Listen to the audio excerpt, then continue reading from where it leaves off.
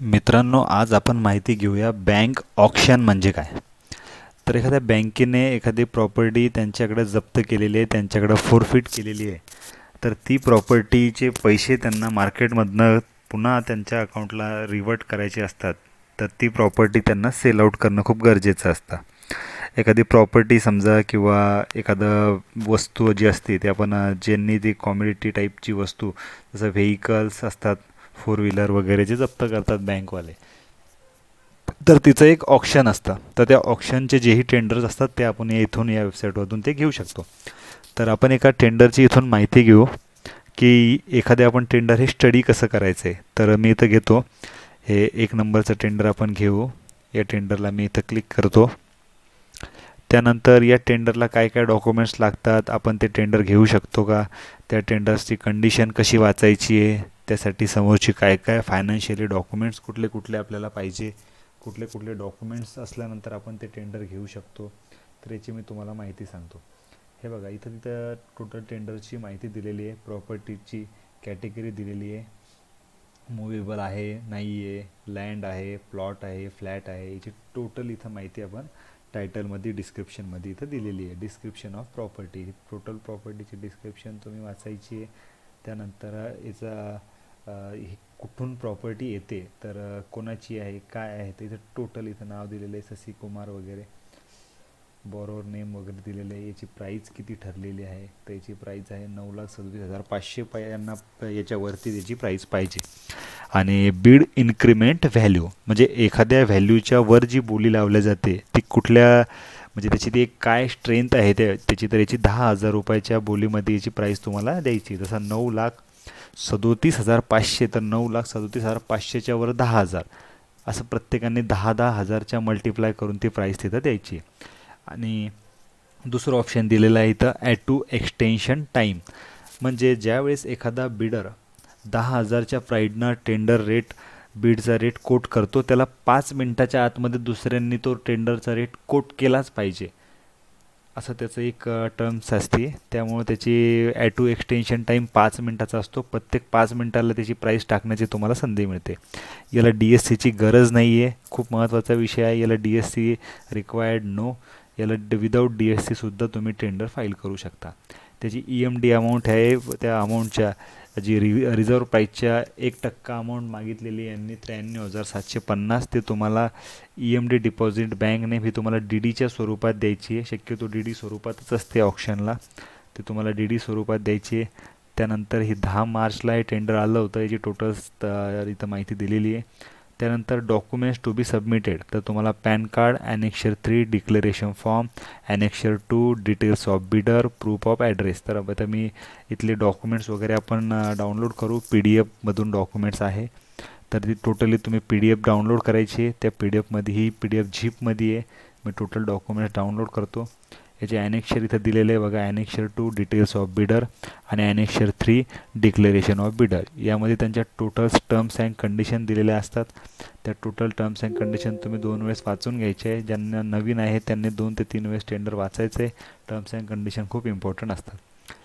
तर Repco home finance या बँकेने, या होम फायनान्स कंपनीनं हे टेंडर काढलेलं आहे. त्यांच्या टोटल टर्म्स अँड कंडिशन इथं दिलेलं आहे, कुणाचं आहे काय आहे, इथं सर्व दोघांचे नावच वगैरे आलेले. त्यांचा लोन अकाउंट नंबर इथं दिलेला आहे. हा फायनान्स कंपनीकडनं यांनी त्यांची प्रॉपर्टी जी आहे ती त्यांच्यावर तिचा कब्जा केलेला आहे, त्यांच्या अकाउंटला फोरफिट केलेली आहे. त्यानंतर तर त्यांनी त्या प्रॉपर्टीवर त्यांचं हे केलेलं आहे. तर मी तुम्हाला डॉक्युमेंट सांगतो याला काय काय असतात. तर याचे डॉक्युमेंट्स आपण थोडक्यात वाचूया इथंच.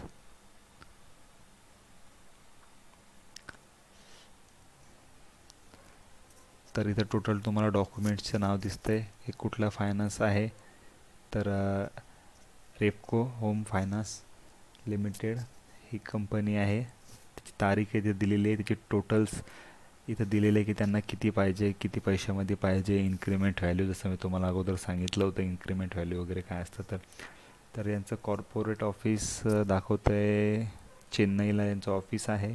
त्या ऑफिसकडून टेंडर निघलेलं आहे. याच्यामध्ये महत्त्वाचा विषय दिलेला आहे description of property. All that piece and parcel of land with building bearing plot number 8 Srinagar. तर हे प्लॉटचं डिटेल्स दिलेलं आहे, किती स्क्वेअर फूट्स आहे, वेस्टला काय, ईस्टला काय.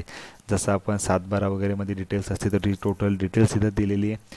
डिटेल्स व्यवस्थित वाचून घ्यायची आहे. शक्यतो तर मी म्हणतो ती प्रॉपर्टी तुम्ही बघितलेली चांगलं राहील.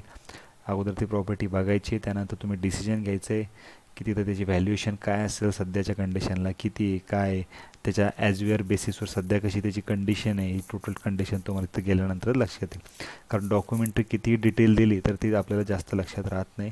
त्यामुळं तुम्ही तिथं जाऊन ती प्रॉपर्टीची डिटेल्स घेऊ शकता. इथं तुम्हाला टोटल ऑप्शनची इथं माहिती दिलेली आहे. त्याचे डेट अँड टायमिंग वगैरे तुम्हाला व्यवस्थित बघायचं आहे. आणि हे टेंडर तुम्हाला तिथं जाण्याची गरज नाही आहे. हे टेंडर तुम्ही घरी बसून ऑनलाईनसुद्धा फाईल करू शकता. ज्यावेळेस तुमचं हायेस्ट वनचं तुम्हाला कॉल येईल त्यावेळेस तुम्ही ते त्यावेळेस तुम्हाला ते टेंडरचा EMD DD वगैरे तिथं जमा करावा लागतो. इथं टोटल त्याची माहिती दिलेली आहे. जसं की आपण इथं डिस्क्रिप्शन ऑफ प्रॉपर्टी वाचूया. All that piece and parcel of land with building bearing plot number 8 Srinagar layout comprise in survey number 325. इथं दिलेलं आहे की कुठल्या कुठल्या म्हणजे कुठल्या एरियामधली प्रॉपर्टी आहे, कुठल्या विलेजमधली आहे, यांचा ॲड्रेस कुठला आहे. त्यानंतर खाली दिलेलं आहे नॉर्थ बाय, त्याच्या नॉर्थला काय, साऊथला काय, ईस्टला काय, वेस्टला काय. तर प्लॉट नंबर 7 आहे, इकडं 9 आहे. 30 फूटचा रोड आहे. प्रॉपर्टीचा सर्वे झालेला आहे, तर सर्वे नंबर किती आहे, काय, त्याची टोटल तिथं माहिती दिलेली आहे. नंतर measuring on the north side 50 feet, on the Southern side 50 feet and eastern side 30. म्हणजे कुठं कुठं किती किती रोड आहे. 1500 स्क्वेअर फूटचा लँड आहे हा. आणि याचा सब रजिस्ट्रेशन डिस्ट्रिक्टला कुठं केलेलं आहे, काय, याची टोटल्स डिटेल्स इथं दिलेली आहे. त्यानंतर यांनी टेंडरमध्ये टर्म्स अँड कंडिशन दिलेलं आहे. Terms and condition of option, तुम्ही त्याला ऑप्शनही म्हणू शकता किंवा टेंडरही म्हणू शकता. हे बघा, वर ऑप्शन दिलेले आणि खाली दिलेले tender. The tender form can be collected from Repco home finance limited. तर तुम्हाला तो फॉर्म जो आहे जसा की ऑनलाईन दिलेलाच आहे, तुम्ही तिथूनही तो कलेक्ट करण्याची तुम्हाला गरज नाही आहे. इथून ऑनलाईन तुम्ही डाउनलोड करू शकता. दुसरं दिलेलं आहे the intending bidders of the property should send their bids in the precise tender form enclose cover along with EMD. तर 10% त्याचं reserve price by means RTGS, तुम्ही RTGSच्या DDच्या स्वरूपात तिथं ते देऊ शकता. त्याचा फेवर ऑफ काय आहे, तर फेवर ऑफ म्हणजे तुम्हाला DD कुठल्या नावानं बनवायचं आहे. पण महत्त्वाचं तुम्हाला पेएबल ॲट हा महत्त्वाचा विषय. कारण कंपनी जरी चेन्नईची आहे पण तो DD कुठल्या तालुक्याला, कुठल्या जिल्ह्याला पेएबल झाला पाहिजे त्याची तुम्हाला डिटेल तिथं बघायची. त्यानंतर महत्त्वाचा विषय दुसरा, the EMD amount in refundable without interest to the bidder if the bid is not successful. जर तुमचं बीड सक्सेसफुल नाही झालं, कदाचित ते दुसऱ्या कॉन्ट्रॅक्टरला गेला, तर त्यासाठी तुम्ही जो EMD भरलेला आहे 1%, तर त्याचा तुम्हाला कुठल्याही प्रकारचा इंटरेस्ट म्हणजे तुम्हाला त्याचं कुठलंही व्याज वगैरे दिला जाणार नाही.